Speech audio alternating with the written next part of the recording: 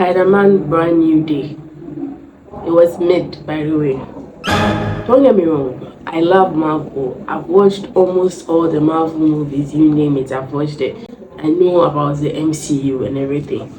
I've watched all of Tom Holland's Marvel movies, and I love Tom Holland and Zendaya and everybody in the movie. But here's why I believe that it could have been better than what it was, and people are overhyping it, and suddenly they've gotten new Marvel fans because of this movie.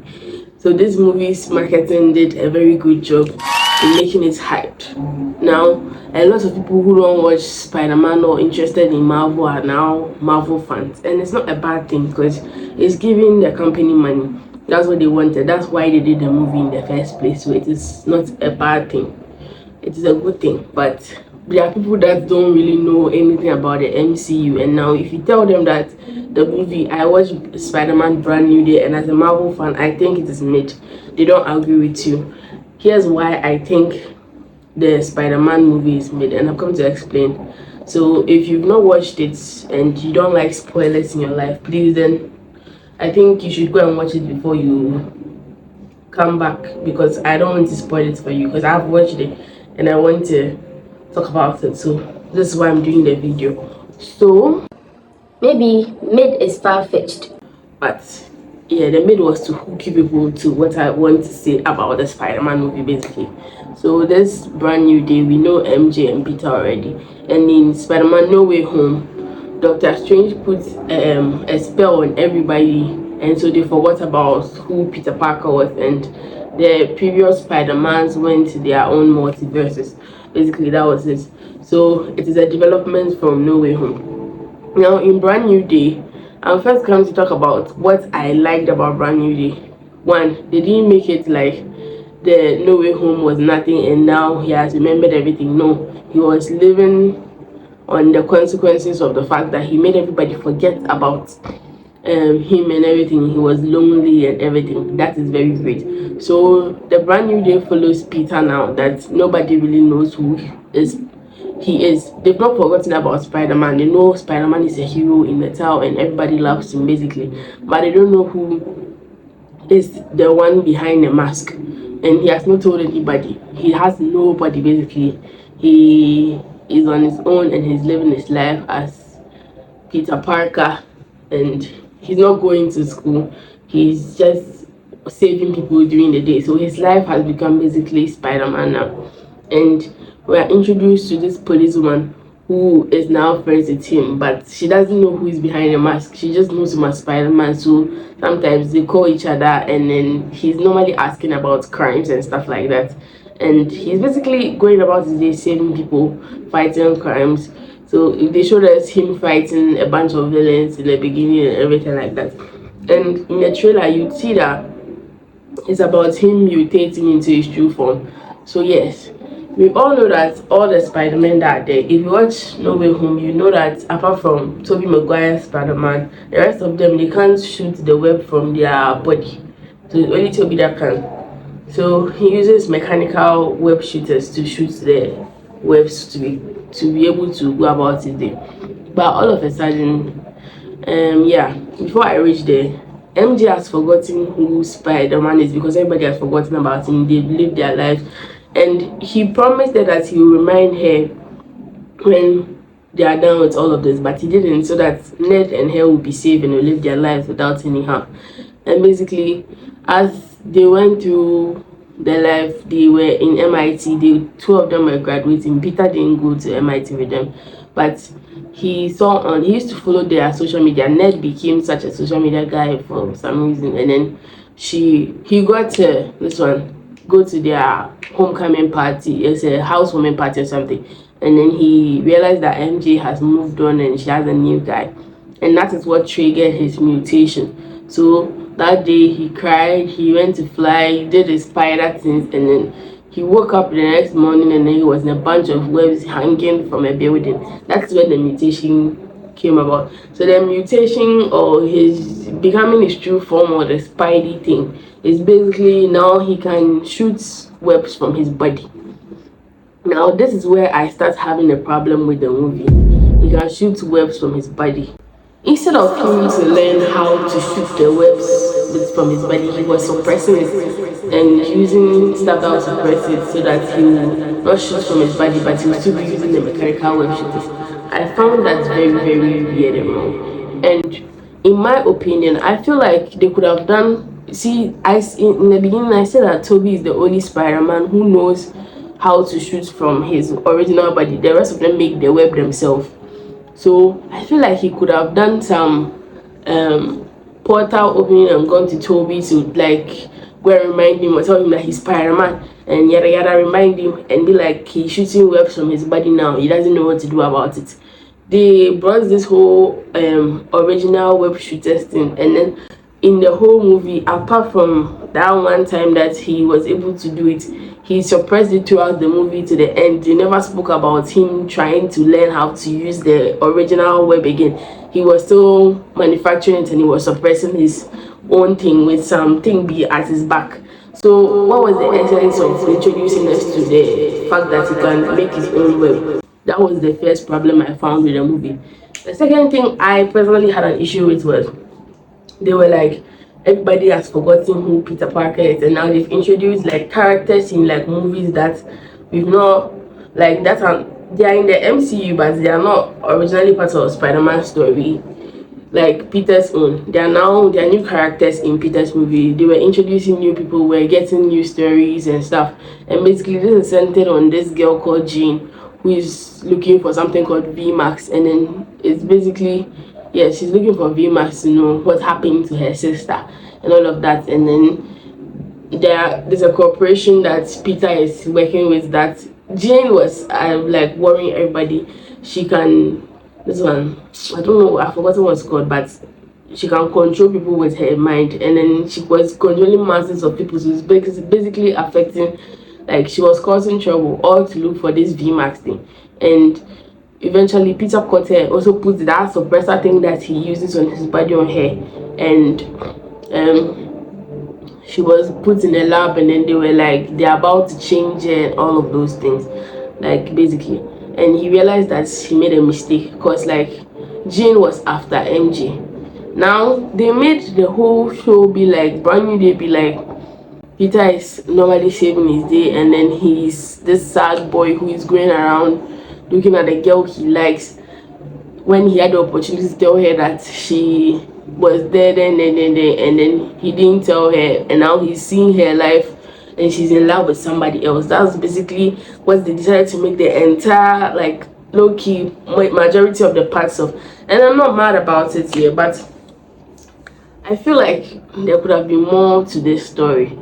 Yes, eventually he realizes that he putting Jane there was wrong by like he put MJ in charge of, like he put MJ in Frank's hands, and then basically as they are there and they are talking, MJ gets news about that mechanical suppressors, and she says it's something that they put on monsters, and then he's not a monster per what he has read or what she has seen about him. Basically he goes to find Jane. I'm not really telling the story greatly because I just came here to talk about what I find wrong about the movie. But let me continue.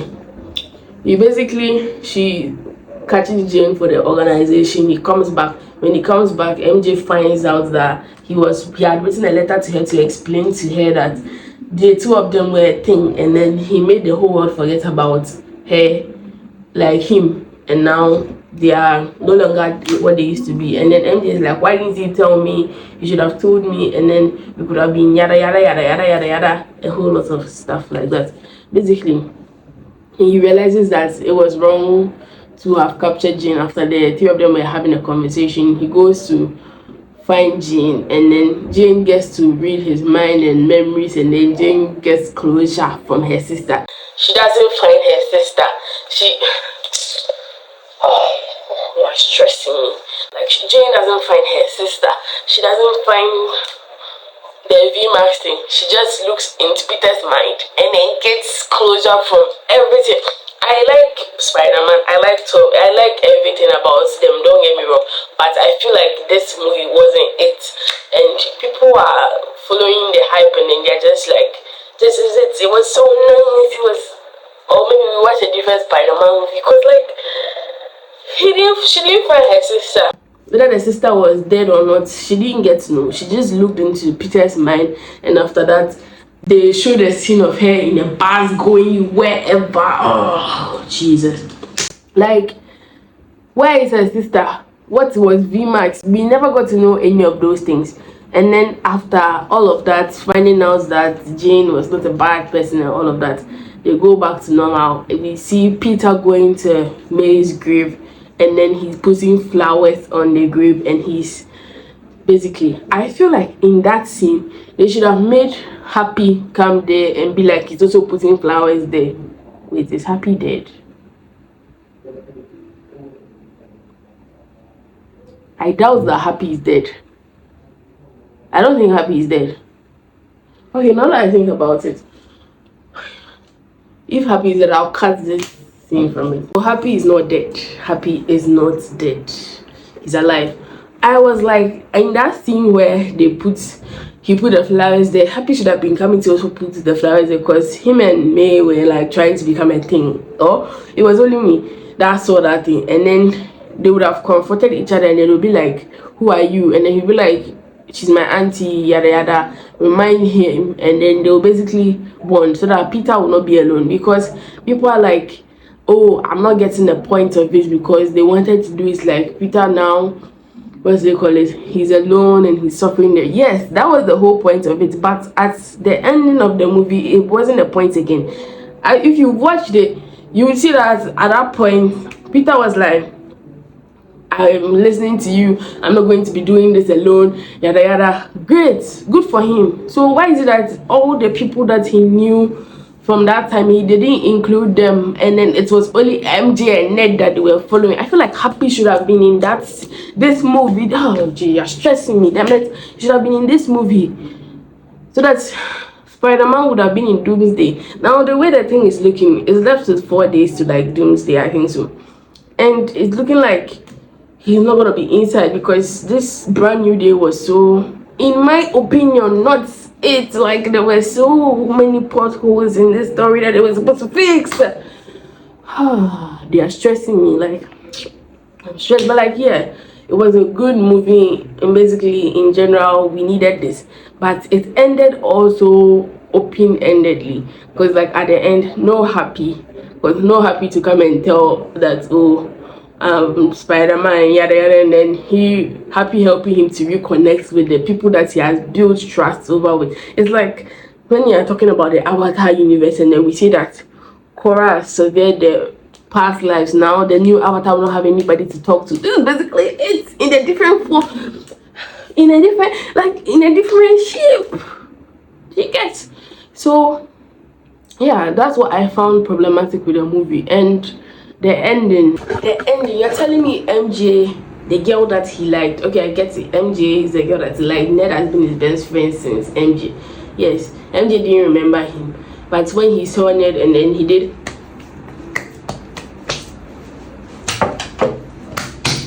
now Ned remembers that Ned was like, Peter, are they trying to tell us that there will be a new movie or something?